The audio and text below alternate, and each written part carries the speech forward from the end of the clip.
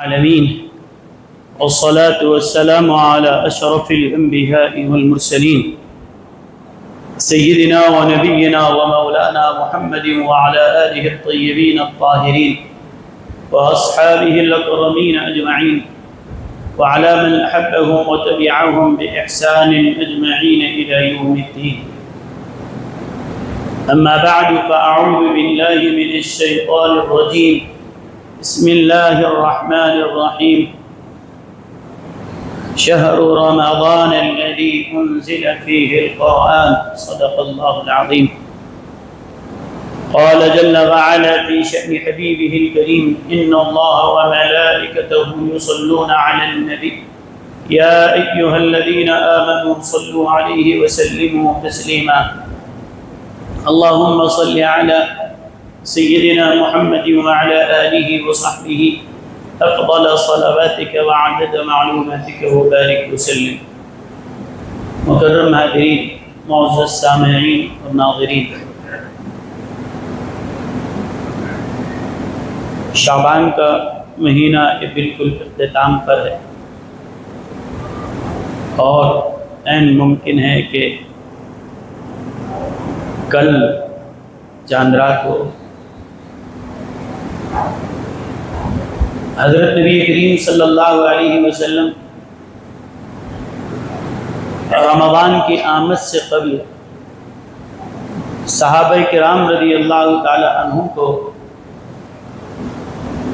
رمضان سے متعلق ضروری باتیں اور ہدایات دیا کرتے تھے. احادیث کریمہ کے ذخیرے پر اگر نظر ڈالی جائے تو پتہ چلے گا حضور صلی اللہ علیہ وسلم نے کئی ایک مرتبہ رمضان کی آمد کے موقع پر خطبہ دیا اور ان ساری روایتوں میں حضرت سیدنا سلمان فارسی رضی اللہ تعالی عنہ کی یہ روایت جس کو امام بیہقی نے شعب الایمان میں نقل کیا ہے بہت زیادہ مشہور ہے، اور اس خطبے کو خطبہ استقبال رمضان بھی کہا جاتا ہے. اسی خطبے کی چند باتیں میں آج آپ کے سامنے رکھ رہا ہوں. یہ وہ خطبہ ہے جو اللہ کے رسول صلی اللہ علیہ وسلم نے رمضان سے ایک دن پہلے دیا تھا. صحابہ کا مجمع ہے. حضرت سلمان فارسی کہتے ہیں کہ حضور علیہ السلام نے ہم کو جمع کیا، سارے صحابہ موجود ہیں، آپ خطاب فرما رہے ہیں. یہ کوئی جمعہ کا دن نہیں ہے، کوئی اور خاص یہ سمجھتے ہیں بعض لوگ کہ صرف خطبہ جمعہ کو ہوتا ہے یا عید کو ہوتا ہے. جمعہ کا خطبہ، عید کا خطبہ، نکاح کا خطبہ یہ تو اپنی جگہ ہے، لیکن احادیث کے پڑھنے سے یہ پتہ چلتا ہے کہ حضرت نبی کریم صلی اللہ علیہ وسلم اہم موقعوں پر خطبہ دیا کرتے تھے. کوئی توجہ دلانا ہو جمع کرتے اور خطبہ دیتے تھے. شعبان کی آخری تاریخ ہے، آپ صلی اللہ علیہ وسلم نے خطبہ دیا. فرمایا: یا ایھا الناس قد اظلکم شہر عظیم.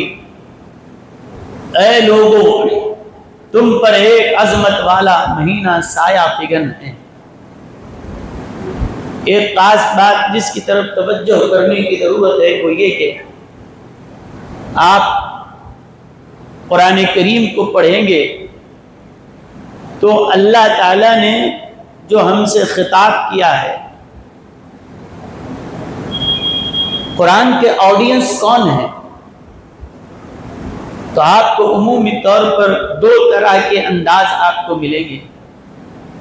ایک قرآن کا خطاب خاص مسلمانوں سے ہے، ایمان والوں سے ہے، اور ایک قرآن کا خطاب ساری دنیا بھر کے لوگوں سے ہے، چاہے وہ مسلمان ہو کہ غیر مسلم ہو.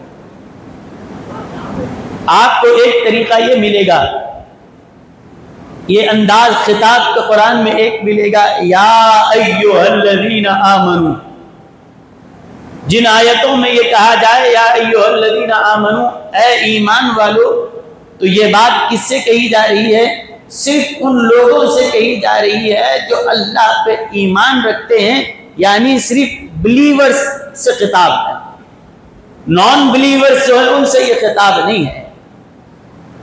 ہاں، جب اللہ تعالیٰ خطاب فرما رہا ہے، آڈینس کون ہیں؟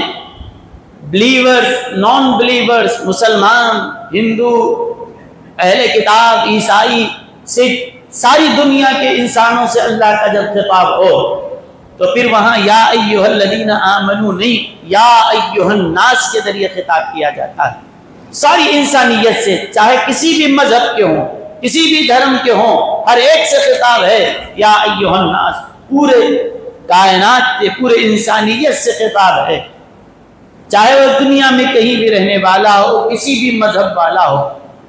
تو یہ دو انداز قرآن کے خطاب کے جو توجہ دلائی گئی، دو انداز سے خطاب کیا گیا، ایک ہے یا ایھا الناس، ایک ہے یا ایھا الذین آمنو۔ یہ آڈینس الگ ہیں، خاص ہیں، وہ آڈینس عام ہیں، سب اس کے اندر آ جاتے ہیں۔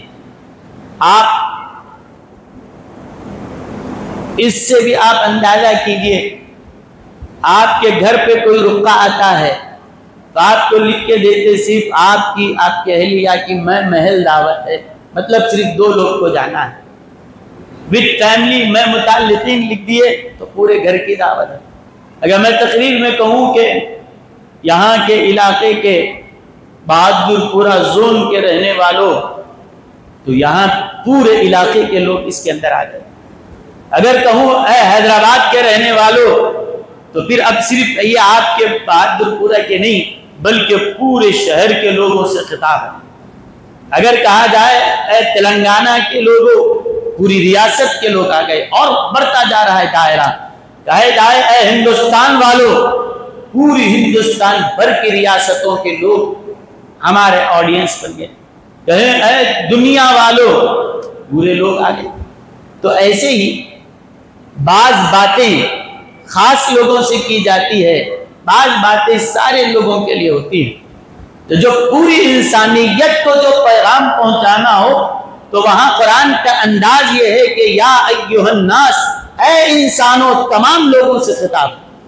اور جہاں خاص مسلمانوں کو کوئی بات کہنا ہے تو وہاں یا ایھا الناس نہیں بلکہ یا ایھا الذین آمنوا۔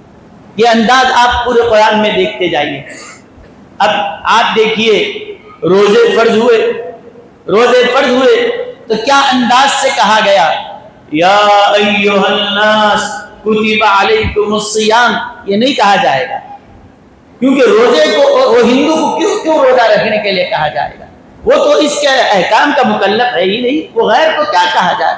اسی لیے کہا گیا یا ایھا الذین آمنوا کتب علیکم الصیام، اے ایمان والو جو اللہ پہ یقین رکھتے ہو، ایمان مانتے ہو، اللہ تم کو یہ حکم دے رہا ہے کہ تم روزے بھی رکھو، نماز بھی پڑھو۔ تو آپ یہ انداز جب قرآن کا سمجھ گئے تو اس کے بعد میں عرض کرتا ہوں، تو ایک تو عبادتوں کے جتنے احکام ہیں وہ صرف مسلمانوں کے لیے، احکام جتنے شریعت کے ہیں مسلمانوں کے لیے۔ غیر مسلم کو کوئی، کیا آپ کوئی غیر مسلم اگر شراب پی رہا، آپ تو بولے شراب کیوں پی رہا، یہ حرام ہے، وہ کیا بولے گا؟ بھئی حلال حرام کا یہ قانون مسلمان کے لیے، غیر مسلم کے لیے کیا ہے؟ ان کے لیے ان کا مذہب ہوگا۔ جتنے حلال حرام کے احکام ہیں یہ مسلمان سے متعلق ہوں گے، غیروں سے متعلق نہیں ہوں گے، تو احکام کا تعلق ہم سے ہے۔ تو ایسے ہی اب یہ ہے کہ رمضان کا استقبال ہو رہا ہے، رمضان آنے والا ہے، 1 دن باقی ہے، تو حضور صلی اللہ علیہ وسلم جمع کیے ہیں صحابہ کو، خطبہ دیا جا رہا ہے صحابہ کو، آڈینس صحابہ ہیں، مسلمان ہیں، لیکن حضور نے یا ایھا الذین آمنوا نہیں کہا، اے لوگو، اے پوری دنیا بھر کے انسانوں سے خطاب ہے۔ بھئی روزے کا تعلق مسلمانوں سے ہے یا وہ غیروں سے؟ تعلق تو ہمارے سے ہے۔ اگر آپ یہاں پر ایک کوئی ایڈیٹوریم لیجئے، وہاں پر ایک پروگرام کیجئے اور یہ عنوان لگائیے کہ حج تربیتی اجتماع کیا جا رہا ہے، کون آئیں گے؟ کون لوگ آئیں گے وہاں پر؟ مسلمان آئیں گے اور مسلمانوں میں بھی آپ بولیں گے میں حج کو تھوڑی جا رہا ہوں، حاجیوں کا ہے، حاجیوں کو جانے دو، آپ نہیں جاتے، ایک آدھ ہوتا کوئی چلا جائے تو کیا ہے شوق میں چلا جائے، لیکن عموماً 99% حج تربیتی اجتماع میں صرف وہی لوگ شریک ہوتے ہیں جو حج کو جانے والے ہیں۔ ہاں اگر یہ کہہ دیا جائے نماز کی عظمت کے بارے میں بیان ہوگا، معراج پہ ہوگا، اب بولتے حاجی نمازی سب آتے ہیں، سب آئیں گے، لیکن صرف مسلمان آئے گا، غیر مسلم اس میں نہیں آئے گا۔ اب ٹاپک بدل دو، رمضان کا ہو سب آئیں گے، نماز کا ہو مسلمان آئیں گے، سارے مسلمان، رمضان کی بات ہو مسلمان آئیں گے۔ اب اگر وہی حال ہے، آپ نے عنوان چینج کر دیا، یہ ہے کہ آپ یہ لکھیں کہ آپ کے لیے 10th پاس کرنے کے بعد آگے آپ کو کیا کرنا ہے، کیا ہے آپ کے لیے ایک پروگرام رکھا گیا گائیڈنس کے نام پر کہ آپ کو آفٹر 10th کیا کرنا ہے یا انٹر کے بعد کیا کرنا ہے، تو کون جائیں گے اس میں؟ سب جائیں گے۔ آپ لگائے جاب میلہ، مسلمان بھی جائے گا، غیر مسلم بھی جائے گا، لیکن اگر روزے کی عظمت کا عنوان ہو تو صرف مسلمان آئیں گے، غیر نہیں آئیں گے اس میں۔ یہ طریقہ ہے۔ اب رمضان کی بات کی جا رہی ہے، عنوان رمضان کا ہے، استقبال رمضان کا ہو رہا ہے، اور حضور خطاب کر رہے ہیں اے مسلمانوں نہیں، اے ایمان والوں نہیں، اے دنیا بھر کے لوگوں، میں تم کو سنا رہا ہوں، سنو سنو رمضان آنے والا ہے۔ رمضان آ رہا ہے تو تراویح ہمارے لیے، روزہ ہمارے لیے، سحری افطاری سب ہمارے لیے، وہ غیر سے اس کا کیا تعلق؟ لیکن احکام کا تعلق تو ان سے نہیں، نہ وہ روزہ رکھتا نہ کچھ کرتا، لیکن حضور علیہ السلام یہ اشارہ دے رہے ہیں رمضان جو آ رہا ہے یہ یاد رکھو صرف مسلمانوں کے لیے فائدہ نہیں، ہر ایک کے لیے یہ فائدے کا ذریعہ ہے، ہر ایک کا فائدہ ہے۔ مسلمان کا تو فائدہ ہی فائدہ ہے ہی ہے، لیکن رمضان میں ہر ایک کا فائدہ۔ اسی لیے حضور نے خطبہ کیا دیا؟ یا ایھا الذین آمنوا، نہیں کہا یا ایھا الناس، اے لوگو، اے ہندو، اے عیسائی، اے یہودی، اے فجوسی، اے فلاں فلاں، تم سب سنو، دیکھو ہمارے پاس ایک رحمت والا مہینہ آنے والا ہے، ایک عظمت والا مہینہ آنے والا ہے، اس میں فائدہ صرف ہمارا نہیں، سب کا فائدہ ہے، سب کا فائدہ اس طور پر ہے کہ دیکھیے رمضان کا جیسا چاند دکھتا ہے، جہنم کے سارے دروازے بند کر دیے گئے، جنت کے سارے دروازے کھول دیے جاتے ہیں۔ اس میں صرف ایک کا فائدہ نہیں، یہ عمومی فائدہ ہے، اللہ تعالیٰ کی رحمت اترتی ہے، اور یہ تو ہمارے لیے فائدہ ہے، غیروں کے لیے بھی فائدہ اس طور پر ہے کہ آپ اور ہم یہ سبھی دیکھتے ہیں کاروبار میں جس طرح مسلمان فائدہ اٹھاتے ہیں، ہمارے پاس تو حال یہ ہے کہ مسلمانوں سے زیادہ رمضان میں غیر قوم کماتی ہے، وہ کماتے ہیں۔ آپ صرف اس بات کو لیجئے، افطار کرنے کے لیے ہمارے پاس کھجور آتا ہے، کھجور امپورٹ کیا جاتا ہے، باہر سے آتا ہے، سعودیہ سے، قطر سے، عراق سے، ایران سے، پورے مسلم ممالک سے آ رہا ہے، لیکن دیگر علاقوں کا تو مجھے علم نہیں، ہمارے پاس تو یہ ہے کہ جتنا کھجور باہر سے آ رہا ہے مسلم کنٹری سے، لیکن یہاں کی پوری کھجوروں کی مارکیٹ غیروں کے ہاتھ میں ہے۔ آپ جا کے دیکھیے بیگم بازار میں دیکھیے، ایک یا دو کسی مسلمان کی ہول سیل کی دکان نظر آئے گی، باقی پورے غیر لوگ کر رہے ہیں۔ ہمیں کسی سے کوئی شکایت نہیں، کاروبار ہے جو چاہے کرے، لیکن دنیا میں جو محنت کرتا ہے وہی پاتا ہے۔ آپ دوپہر تک ظہر تک سوتے رہیں گے اور ہم ترقی کریں گے کاروبار میں، یہ ہونے والا ہے نہیں، کوئی ہونے والی چیز نہیں ہے۔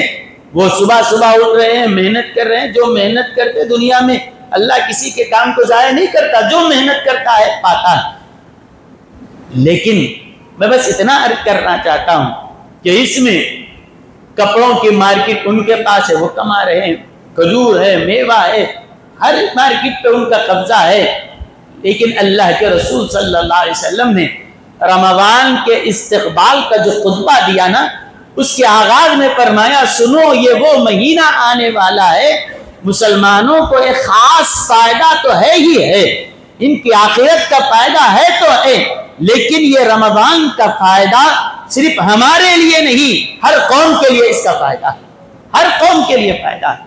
ہر ایک کوئی اور چیز ملے یا نہ ملے، کاروباری حساب سے، دنیاوی حساب سے تو ہر کوئی کما رہا ہے، چھوٹے سے چھوٹا، بڑے سے بڑا، ہر کوئی کما رہا ہے، بلکہ وہ انتظار میں رہتے ہیں کب رمضان آئے۔ اسی لیے ہمیں توجہ دلائی رہی، جب غیر آدمی دنیا کے اعتبار سے رمضان کو اپنے لیے فائدے کا مہینہ بناتا ہے، تو اگر مسلمان اگر رمضان میں ہم اپنی مغفرت نہ کرا لیں، نہ دنیا کمائیں نہ آخرت کمائیں، تو پھر ہم ادھر بھی گئے ادھر بھی گئے۔ وہ تو کم از کم اتنا تو ہوا، زمین کے اوپر تو فائدہ حاصل کر لیا، ہم زمین کے اوپر فائدہ کم حاصل نہ کریں یا تھوڑا بہت کر لیں، لیکن یہ تو ہو جائے خبر کے اندر کا فائدہ تو بنا لیں۔ زمین کے اوپر کا فائدہ ملے یا نہ ملے، زمین کے اندر کا تو فائدہ کر لیں۔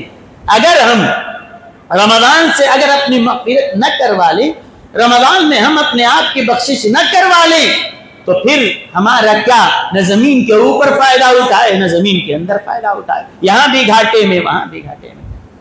اسی لیے یاد رکھیے، حضرت نبی کریم صلی اللہ علیہ وسلم نے اس بات کی طرف توجہ دلائی، وہ شخص بڑا محروم ہے، وہ شخص بڑا محروم ہے کہ جس کو رمضان کا مہینہ ملے اور شب قدر جیسی نعمت سے وہ محروم رہ جائے، حقیقت میں یہ محروم ہے۔ اور ایک حدیث میں فرمایا کہ وہ شخص تباہ برباد ہو جائے کہ اس کے لیے رمضان کا مہینہ آیا اور رمضان کے ذریعے اپنی بخشش نہ کروا لے، تو پھر رمضان سے ہم نے کیا حاصل کیا، کیا حاصل کیا؟ اس چیز کی ہمیں کو فکر کرنے کی ضرورت ہے، ورنہ ظاہری فائدہ تو ساری قومیں اٹھا رہی ہے، خاص فائدہ یہ ہے کہ اللہ کی رضا ہمیں حاصل ہو جائے، مغفرت ہمیں مل جائے، یہ فائدہ ہم کو اس سے اٹھانا ہے۔ اس کے بعد رمضان کے استقبال میں پہلی چیز جو حضور علیہ السلام نے فرمائی وہ یہ ہے، قد اظلکم شہر عظیم، ایک عظمت والا مہینہ تم پہ سایہ کیا ہوا ہے، سایہ کیا ہوا ہے۔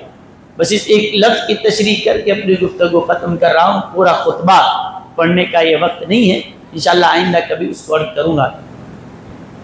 قد اظلکم شہر عظیم، تم پہ ایک عظمت والا مہینہ سایہ کیا ہوا ہے۔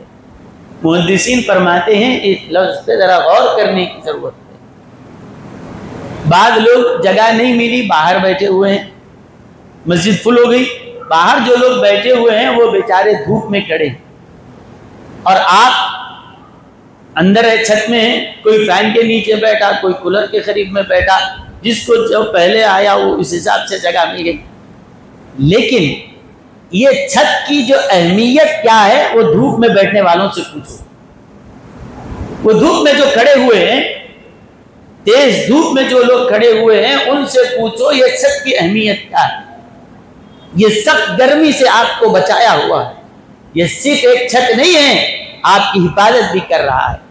ٹھیک ہے، موسم بدل دو، موسم بدل دو، یہ دھوپ کالا نہیں، بلکہ اگر ابھی بارش ہونا شروع ہو جائے تو کیا ہوگا، وہ باہر کرنے والا اب تک دھوپ میں جل رہا تھا، اب بارش میں بھیگے گا، لیکن چھت کے نیچے جو آ گیا، جیسے دھوپ سے بچ رہا تھا، چھت اب اس کو بارش سے بھی بچائے گا۔ ٹھیک ہے، موسم پھر بدلو، جاڑے کا آ گیا، وہ باہر میں ٹھہرنے والا اب تک بھیگ رہا تھا، اب جاڑے کے موسم میں وہ سردی سے کانپنے لگے گا، لیکن چھت کے نیچے جو ہے جاڑے میں بھی محفوظ، بارش میں بھی محفوظ اور دھوپکالے میں بھی محفوظ۔ حضور علیہ السلام نے ایک لفظ میں رمضان کیا ہے سمجھا دیا، پورا خطبہ نہ سمجھے تو نہ سمجھے، بس ایک لفظ کافی ہے رمضان کی عظمت کو سمجھنے کے لیے۔ حضور فرماتے ہیں رمضان یہ سائے کی طرح ہے، جس طرح سایہ دھوپ سے بچاتا ہے، بارش سے بچاتا ہے، سردی سے بچاتا ہے، اور پھر آپ کے پاس پیسہ ہے، خوب پیسہ ہے، لیکن چھت ہی نہیں ہے، دروازے سب کھلے ہیں، آپ رکھ کے سو جاؤ، چور آ کے آپ کو پیسہ دولت اڑا کے لے کے چلے جائے گا۔ تو یہ در و دیوار صرف آپ کو سایہ ہی نہیں دے رہے ہیں، آپ کے مال کی بھی حفاظت کرتے ہیں اور آپ کی جان کی بھی حفاظت کرتے ہیں۔ کھلے میدان میں تو کوئی درندہ آئے گا، سانپ آئے گا، ڈسے گا، چلے جائے گا، لیکن بند کمرے میں ہو تو جان بھی محفوظ، مال بھی محفوظ، دھوپ سے بھی بچے، بارش سے بھی بچے، سردی سے بھی بچے۔ ایک ہی چھت ہے آپ کو مختلف چیزوں سے بچاتا ہے۔ اللہ کے حبیب علیہ السلام فرماتے ہیں مسلمانوں ذرا غور کرو، ایک چھت اتنی چیزوں سے بچاتا ہے، چھت کا سایہ اتنی مصیبتوں سے بچا رہا ہے، تو غور کرو رمضان یہ مقدس مہینہ، یہ خدا کا مہمان ہے، یہ ایسا چھت ہے کہ تم کو ہر طرح کی مصیبتوں سے بچائے گا۔ اگر یہ چھت تم کو دھوپ سے بچا رہا ہے، رمضان ایسا اچھا سایہ ہے، تمہیں محشر کی دھوپ سے وہ بچانے والا ہوگا۔ اگر یہ چھت تم کو دنیا کی بارش سے بچا رہا ہے، بارش آ رہی ہے، ایک کے بعد ایک قطرہ آ رہا ہے، کچا کر رہا ہے، یہ رمضان ایسا ہے اگر تم پر قیامت میں مصیبتیں آئیں، ایک کے بعد ایک مصیبتیں آئیں، سنو الصوم جنۃ، یہ رمضان تمہارے لیے ڈھال بن جائے گا۔ جیسا چھت بارش سے بچا رہا ہے، اب مصیبتیں جتنی آئیں رمضان تمہاری حفاظت کرنے والا ہو جائے گا۔ سردی گرمی ہر چیز سے، حتیٰ کہ جیسے یہ سایہ دے رہا ہے، پروٹیکشن کر رہا ہے۔ حدیثوں میں آتا ہے روزے دار کو جب قبر میں لٹایا جائے گا، عذاب اس کے پاس آنا چاہے گا تو رمضان اس کے ساتھ آ کے کھڑا ہو جائے گا۔ وہ دوسری طرف سے آنا چاہے گا، قرآن وہاں آ کر کھڑا ہو جائے گا۔ کہاں یہ دو وہ ہیں، رمضان اور قرآن۔ دنیا میں یہ اس کی قدر کرتا تھا، قبر میں وہ اس کی حفاظت کرتے رہے۔ تو اسی لیے رمضان آ رہا ہے، ہم اپنے آپ کو روزوں سے بھی جوڑ کے رکھیں، ہم اپنے آپ کو قرآن سے بھی جوڑ کے رکھیں۔ دن میں روزہ ہے، رات میں تراویح ہے، اور یہ دن میں یہ خاص طور پر اجتماعی طور پر یہ میں کہہ رہا ہوں، ورنہ دن میں قرآن نہ کو پڑھو بولے صاحب یہ نہیں ہے۔ دن میں تو آپ اپنے طور پر پڑھتے رہیے، لیکن تراویح میں باضابطہ یہ جماعت کی شکل میں قرآن جو پڑھا جاتا ہے، یہ بڑی برکتوں کا ذریعہ ہے۔ اس میں شریک رہیں اور روزوں کا اہتمام کریں۔ اللہ تعالیٰ آپ کے لیے، میرے لیے اس کو آسان بھی فرما دے اور اپنی بارگاہ میں اس کو شرف قبولیت سے سرفرازی عطا فرمائیں۔ وآخر دعوانا الحمد للہ رب العالمین۔